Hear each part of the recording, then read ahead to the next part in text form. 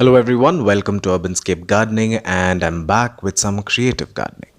And what can get more creative than succulents? So I had this heavy concrete planter with snake plants and I wanted to rejig this with something new. And since moving this is tough, I thought I'll have this perched up here and add light plants into them. So I removed the snake plants and left some of the old soil as is and amended it with some compost and then a mixture of sand and garden soil. Turned the whole strata and then went on to add the plants.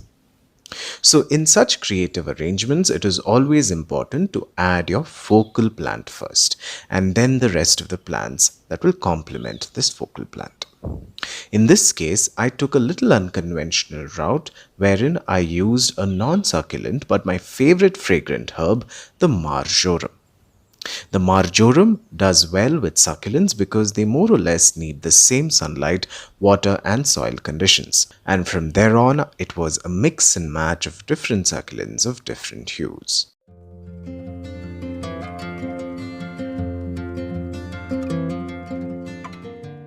I wanted a fuller look, hence filled up the trough with as many succulents I could lay my hands on. This is a full sun arrangement and most succulents don't mind full sun as long as you water them adequately. If you find empty spaces, sedums are a great choice to fill them.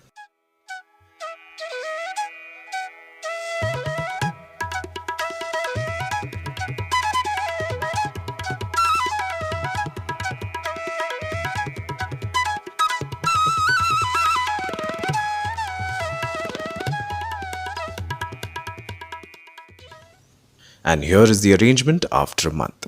So I had in between added some gravel mulch to add the hardscape element into this arrangement. And also finally decided to add a small pond with some duckweed in it.